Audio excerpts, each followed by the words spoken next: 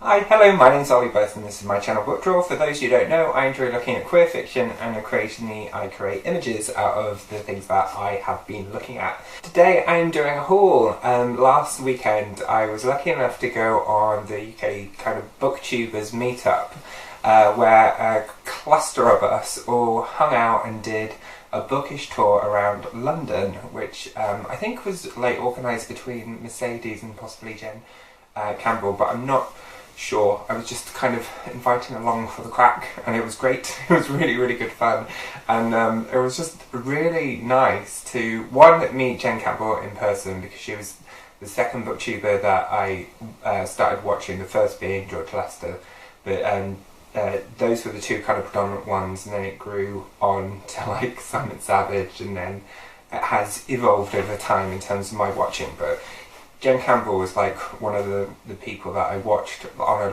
a regular weekly basis. I actually haven't been watching her as much as I used to, because now I'm doing the channel, I've been more directly connected to other like smaller booktubers, and that's been really nice. But sorry, that's like a complete side rant. But so it was lovely to be introduced to her, and I went for a handshake and then she came in and gave me a hug, so that was lovely. But it was just really lovely to spend the day potting around London and actually walking around London, because usually when I go into London I'm just like straight on a tube or walk straight to our London-based office, and I just don't get to really explore London at all. So it was nice seeing it in a completely different way, but also meeting a range of people who I'd never met before, and that was kind of intimidating, because like as a smaller booktuber you're like, hi, I don't know you, and then you find out that you've got a mixture of like really big YouTubers and really like small YouTubers like myself, but they're just all people and they're just all happy to talk to you and just connect with you and talk about books. So it's like a complete like level playing field, and everyone was just really welcoming. So I just want to say it was just a great day. It was a really lovely day, and it was just really nice to meet everybody. I haven't watched videos from all of the channels yet, but I've been like taking time just to have a look at each of them over this last week, and I want to continue doing that. So it was just cool. It's just cool. But you're here for a haul. So we walked around several different bookstores, and the first one was very dangerous for me because it's Gaze the Word, and that is like the mecca for queer literature in London. That was going to be the place that I was going to be getting a whole load of books anyway.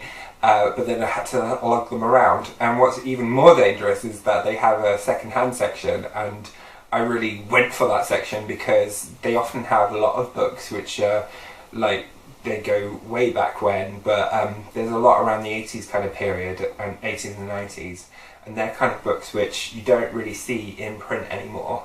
So I always, every time I go to that shop, go and check that section out and just see what's going on, and they always have something that's interesting and a bit off the wall. So I will go into the books which I hauled as I went on the tour. So the first one, which just grabbed me by the title itself, was Outsider, and it's got this cute drawing photograph of a nice dog on the front, and it says always, almost, never quiet, and it's by Brian Swell. And I like the fact that this one said that it's got keenly observed details, and so I get the sense that this might be quite an introspective look at feeling and being on the outside, and so that's what kind of attracted me to this, and also because it's a nice big chunkster, and it also has some images going on in the centre as well. So I was just like curious to know who is this person and who was this person, and just learn a bit more. I really don't know anything else about it. I was just drawn in from having a look at the actual book, and it just made me kind of curious about who is this person and what's he all about, what was his past, and the fact that it had this article with art and reviews in, and it seemed to have a connection with the art. So I was like, cool, queer, arty, outsider, sold. And likewise with this one, the dark paintings, I was instantly, this is nice and thin and small, but instantly drawn in by the fact that this one said that there is a wealthy, depraved and hugely gifted painter who basically spends all of his time on drugs and going off with men, and then decides that he's probably been wasting his life a bit and goes back to his paintings, but for some reason these paintings have a possession and a terrible power, and I was like, oh, that sounds cool and weird. But this is entertaining and shocking with its profoundly disturbing scenes, but it's also a thriller and a comedy, so I was just like, yeah, I'm game. I'm sorry, this is by Hugh Fleetwood. So there we go. The next one I was just instantly drawn to because this is The Universal Man, 7 Lives of John Maynard Keynes, which is by Richard Davenport Hines. And I have mentioned John Maynard Keynes before, but I'm really interested in him because he basically founded what was originally the Arts Council of England back in the day, but also because he is a man who was bisexual and had quite an extravagant lifestyle, I think, but also from superficial readings that I've done, seemed a bit of a bit of a socialist and a great mind in terms of the economy, and just like a good all-around egg. And he ended up marrying a ballerina, and every time we go into the Manchester-based office and at the Arts Council, her face is there. It's actually out on tour at the moment, but so it'd be nice to know more about the man, who set it all up. So I'm very curious to actually get into this one. But I feel like I'll probably end up doing this on a holiday read. The next one is Mucho Mojo, which is a red-hot gonzo stuffed with all barrels of firing point blank as the madness and heart of America is probed, laced and eviscerated, boiled and dragged, screaming through a Texan badlands by an expert prose kicker. So from that I was like, yep. Second-hand books, it's pretty cheap. I was game. So after Gay is the Word, we moved on to having a little explore different places, and we split off, and I wanted to go to this group where there is this second-hand bookshop which seems to access particular types of books which is not in the mainstream market. And that's kind of all I'll go into it, because I don't know if it's like something I'm supposed to even mention or not mention. It's like a coded thing, but basically it's got some pretty cool books. And so I was able to get 2 of those pretty cool books. And the first one is Madonna of Bolton by Matt Cain. And now Matt Cain is interesting in particular because he is originally a northern lad who was born in Bury and brought up in Bolton. And for people outside of the UK, basically that's within Greater Manchester, and I live in Manchester, so it's always interesting to see someone who lived and grew up around this area and go through their eyes, because this book is about the 80s and 90s. But also Matt Cain was the editor for Attitude.